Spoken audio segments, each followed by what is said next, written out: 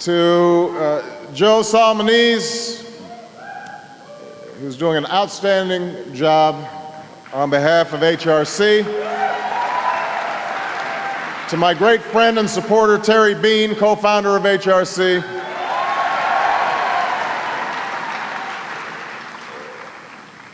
Representative Patrick Kennedy. David Heebner, the Ambassador Designee to New Zealand and Samoa. John Berry, our Director of OPM, who's doing a great job.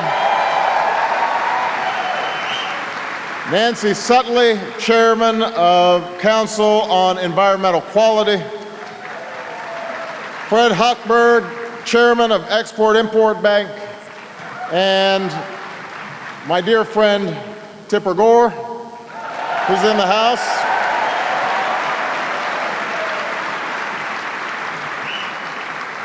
Thank you so much, all of you. It is a privilege to be here tonight to open for Lady Gaga.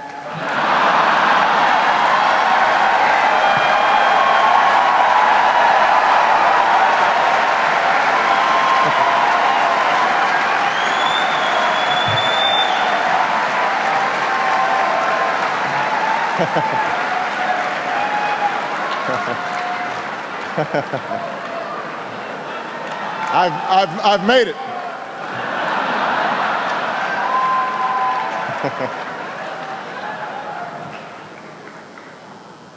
I want to thank the Human Rights Campaign for inviting me to speak, and for the work you do every day in pursuit of equality on behalf of the millions of people in this country who work hard in their jobs and care deeply about their families, and who are gay, lesbian, bisexual, or transgender.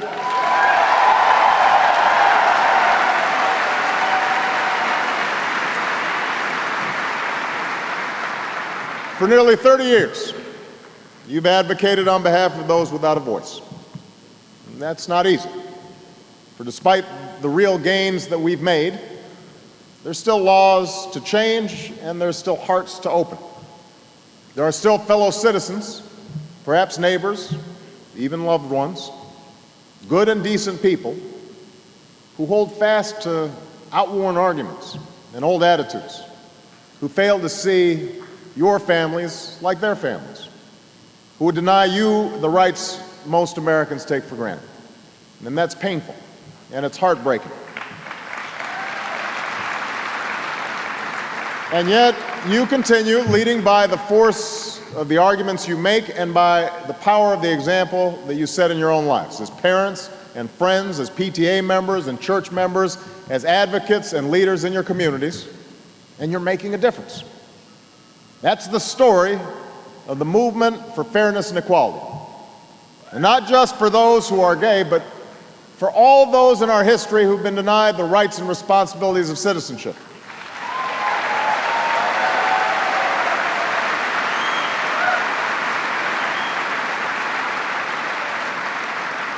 For all who've been told that the full blessings and opportunities of this country were closed to them.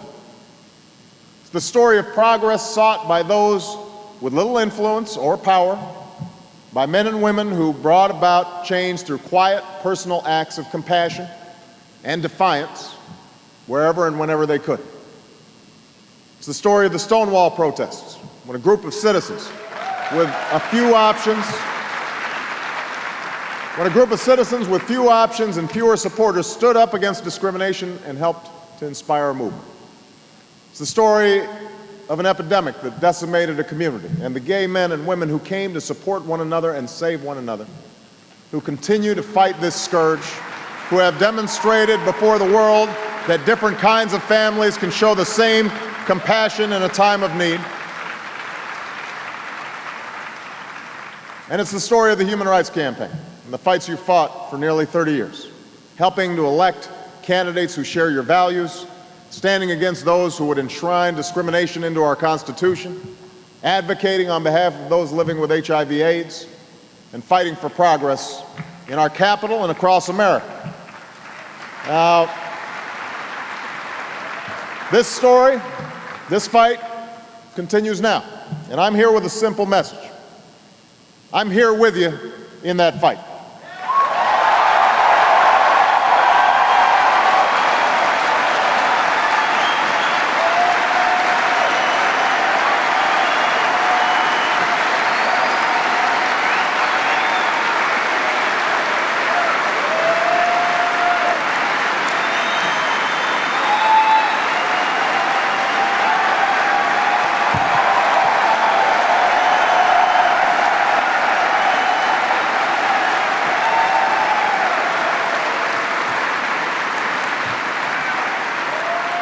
For even as we face extraordinary challenges as a nation, we cannot and we will not put aside issues of basic equality. I greatly appreciate the support I've received from many in this room. I also appreciate that many of you don't believe progress has come fast enough. I want to be honest about that, because it's important to be honest among friends. Now, I've said this before, I'll repeat it again. It's not for me to tell you to be patient, any more than it was for others to counsel patience to African Americans petitioning for equal rights half a century ago.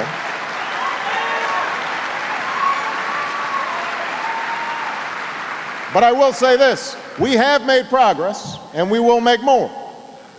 And I think it's important to remember that there is not a single issue that my administration deals with on a daily basis that does not touch on the lives of the LGBT community.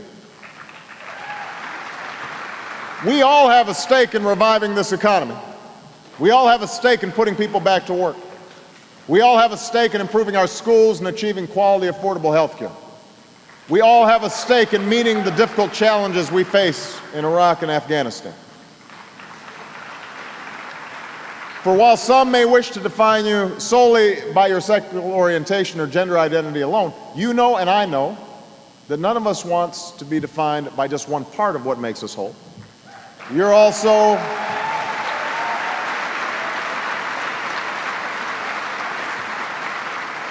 parents worried about your children's futures. Your spouses who fear that you or the person you love will lose a job.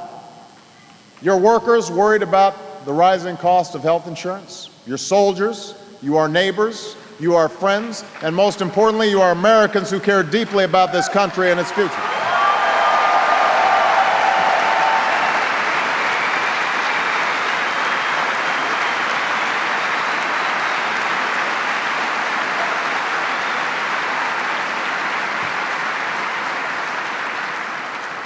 So I know you want me working on jobs and the economy and all the other issues that we're dealing with, but my commitment to you is unwavering even as we wrestle with these enormous problems. And while progress may be taking longer than you'd like as a result of all that we face, and that's the truth, do not doubt the direction we are heading and the destination we will reach.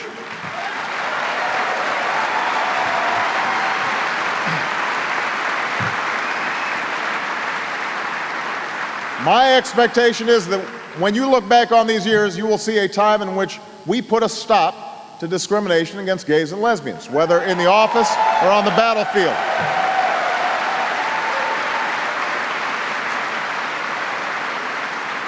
You will see a time in which we as a nation finally recognize relationships between two men or two women as just as real and admirable as relationships between a man and a woman.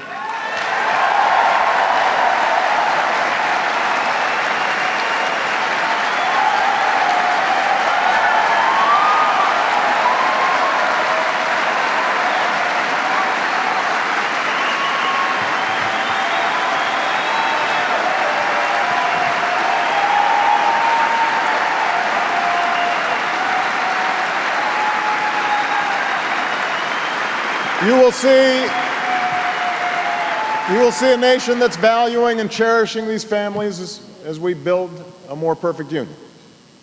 A union in which gay Americans are an important part. I am committed to these goals, and my administration will continue fighting to achieve them.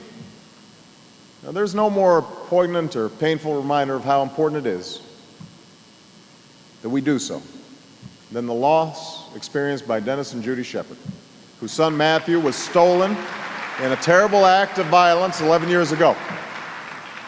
In May, I met with Judy, who's here tonight with her husband. I met her in the Oval Office, and I promised her that we were going to pass an inclusive hate crimes bill, a bill named for her son. This struggle has been long. Time and again we faced opposition. Time and again the measure was defeated or delayed, but the shepherds never gave up. They turned tragedy into an unshakable commitment. Countless activists and organizers never gave up. You held vigils, you spoke out.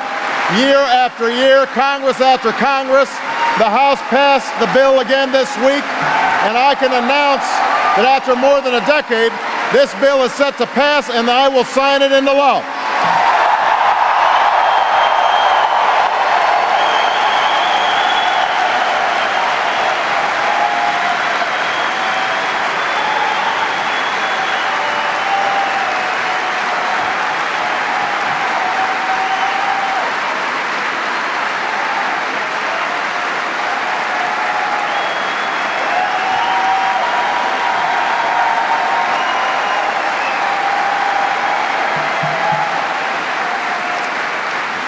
It's a testament. It's a testament to the decade-long struggle of Judy and Dennis, who tonight will receive a tribute named for somebody who inspired so many of us, named for Senator Ted Kennedy, who fought tirelessly for this legislation. And it's a testament to the Human Rights Campaign and those who organized and advocated. And it's a testament to Matthew and to others who've been the victims of attacks, not just meant to break bones, but to break spirits, not meant just to inflict harm, but to instill fear. Together, we will have moved closer to that day when no one has to be afraid to be gay in America.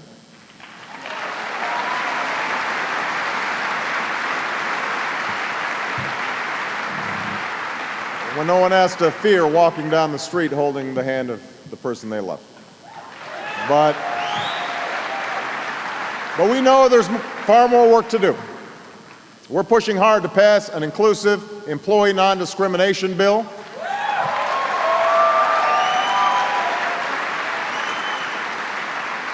For the first time ever, an administration official testified in Congress in favor of this law. Nobody in America should be fired because they're gay, despite doing a great job in meeting their responsibilities. It's not fair. It's not right. We're going to put a stop to it.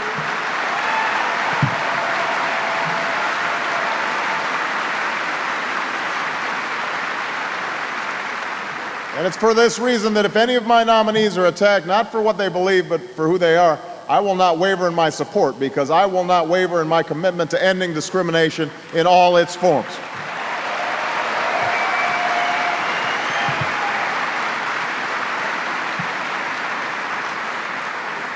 We are reinvigorating our response to HIV/AIDS here at home and around the world. We're working closely with the Congress to renew the Ryan White program, and I look forward to signing it into law in the very near future. We are rescinding the discriminatory ban on entry to the United States based on HIV status.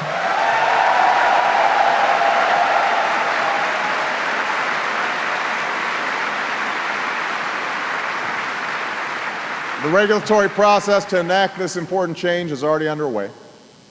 And we also know that HIV/AIDS continues to be a public health threat in many communities, including right here in the District of Columbia.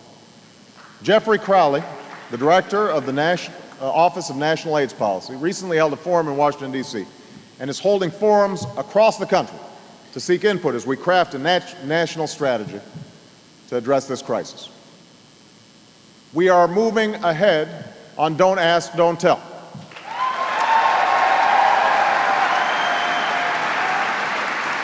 We should not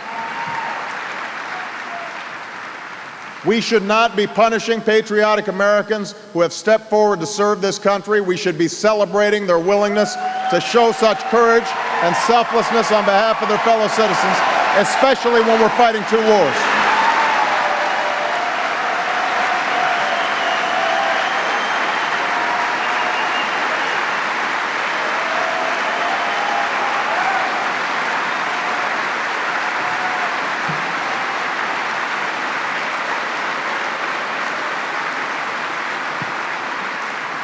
We cannot afford to cut from our ranks people with the critical skills we need to fight, any more than we can afford for our military's integrity to force those willing to do so into careers encumbered and compromised by having to live a lie. So I'm working with the Pentagon, its leadership, and the members of the House and Senate on ending this policy. Legislation has been introduced in the House to make this happen. I will end Don't Ask, Don't Tell. That's my commitment to you.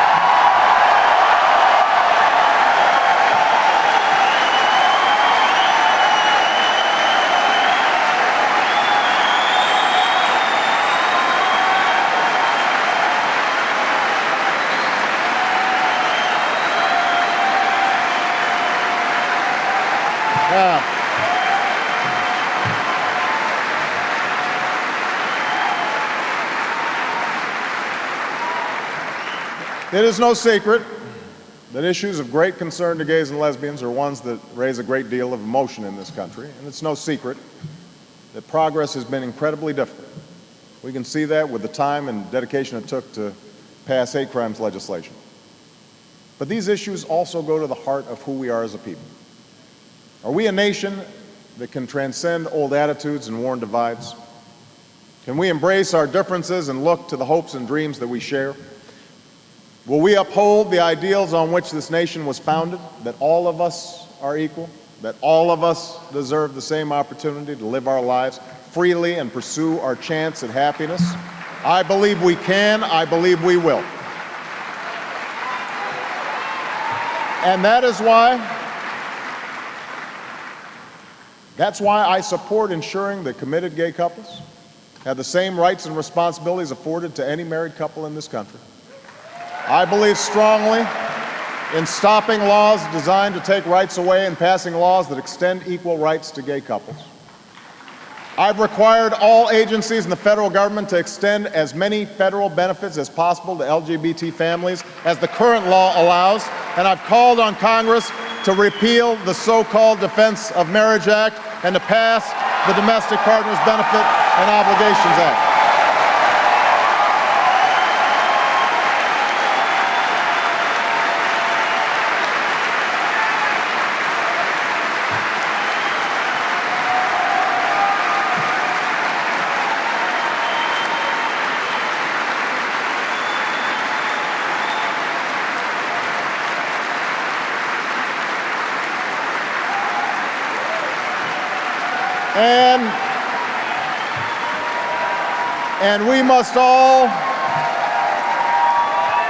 And we must all stand together against divisive and deceptive efforts to feed people's lingering fears for political and ideological gain. For the struggle waged by the Human Rights Campaign is about more than any policy we can enshrine into law. It's about our capacity to love and commit to one another. It's about whether or not we value as a society that love and commitment. It's about our common humanity and our willingness to walk in someone else's shoes. To imagine losing a job not because of your performance at work, but because of your relationship at home. To imagine worrying about a spouse in the hospital with the added fear that you'll have to produce a legal document just to comfort the person you love. To imagine the pain of losing a partner of decades and then discovering that the law treats you like a stranger. If we are honest with ourselves, we'll admit that there are too many who do not yet know in their lives or feel in their hearts the urgency of this struggle. And that's why I continue to speak about the importance of equality for LGBT families, and not just in front of gay audiences. That's why Michelle and I have invited LGBT families to the White House to participate in events like the Easter egg roll, because we want to send a message. And that's why it's so important that you continue to speak out, that you continue to set an example, that you continue to pressure leaders, including me, and to make the case all across America. So tonight I'm hopeful, because of the activism I see in this room, because of the compassion I've seen all across America, and because of the progress we have made throughout our history, including the history of the movement for LGBT equality. Soon after the protests at Stonewall 40 years ago, the phone rang in the home of a soft-spoken elementary school teacher named Jean Manford. It was 1 in the morning, and it was the police. Now, her son Morty had been at the Stonewall the night of the raids. Ever since, he had felt within him a new sense of purpose. So when the officer told Jean that her son had been arrested, which was happening often to gay protesters, she was not entirely caught off guard. And then the officer added one more thing. And you know, he's homosexual. Well, that police officer sure was surprised when Jean responded, "Yes, I know. Why are you bothering him?"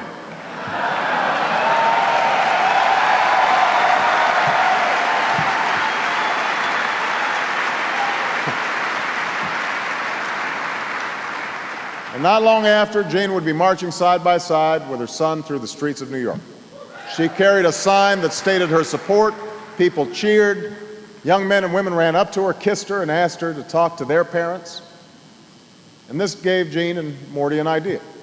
And so after that march, on the anniversary of the Stonewall protests, amidst the violence and the vitriol of a difficult time for our nation, Jean and her husband Jules, two parents who loved their son deeply, formed a group to support other parents and in turn to support their children as well.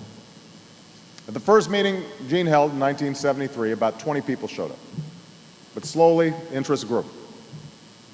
Morty's life, tragically, was cut short by AIDS, but the cause endured. And today, the organization they founded for parents, families, and friends of lesbians and gays has more than 200,000 members and supporters.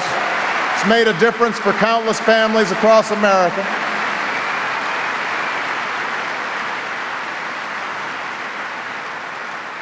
And Jean would later say, "I considered myself such a traditional person. I didn't even cross the street against the light. But I wasn't going to let anybody walk over Morty." That's the story of America. Ordinary citizens organizing, agitating, and advocating for change. Of hope stronger than hate. Of love more powerful than any insult or injury. Of Americans fighting to build for themselves and their families a nation in which no one is a second-class citizen, in which no one is denied their basic rights, in which all of us are free to live and love as we see fit. And tonight, somewhere in America, a young person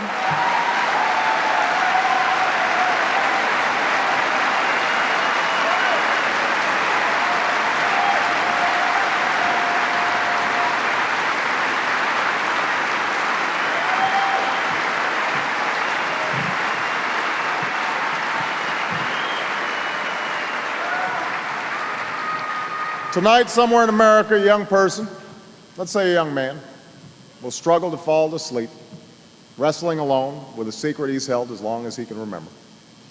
And soon, perhaps, he will decide it's time to let that secret out. What happens next depends on him, his family, as well as his friends and his teachers and his community, but it also depends on us, on the kind of society we engender, the kind of future we build. I believe the future is bright for that young person. For a while, there will be setbacks and bumps along the road. The truth is that our common ideals are a force far stronger than any division that some might sow. And these ideals, when voiced by generations of citizens, are what made it possible for me to stand here today. These ideals are what made it possible for the people in this room to live freely and openly, when for most of history that would have been inconceivable. That's the promise of America, HRC. That's the promise we're called to fulfill, day by day, law by law, changing mind by mind. That is the promise we are fulfilling. Thank you for the work you're doing. God bless you. God bless America. Thank you.